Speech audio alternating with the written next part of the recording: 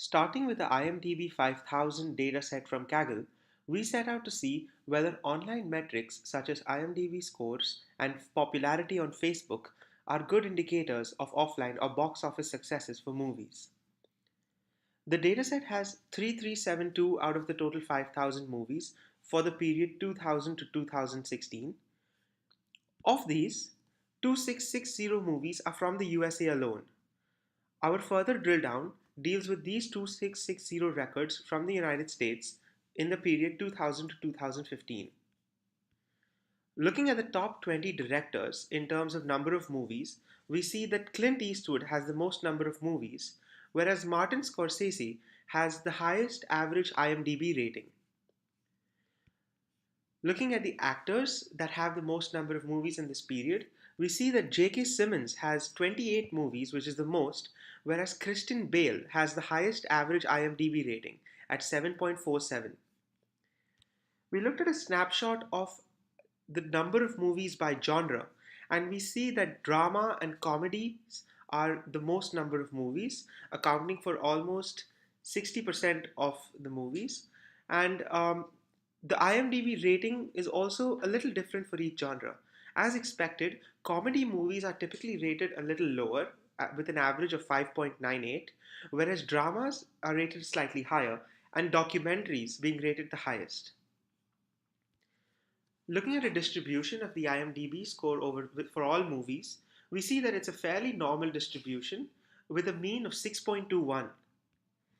Looking at the top 10 grossing movies in this period, we see that they all have an above average IMDb score, which makes us wonder whether an IMDb score can be a good indicator of box office success or future box office success. We plotted the average profits for movies versus the IMDb score. We see that after the average IMDb score of 6.2, the average profit tends to follow an increasing trend with an increase in IMDb scores, and it increases exponentially once we're in the region of 8.5 to 9.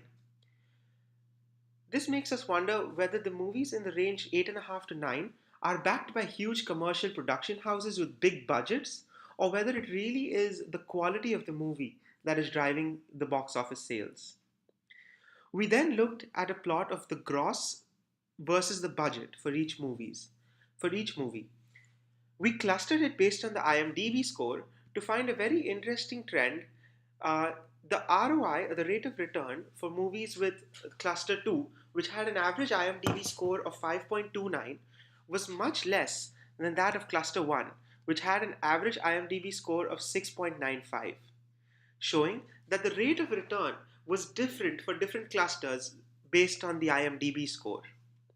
We then drill down our question to analyze how the movies are grossing with respect to the popularity of the entire team behind it. We did find a trend with the social media popularity index versus the gross of any given movie. Social media popularity index, we mean the sum of Facebook likes for the director and the cast.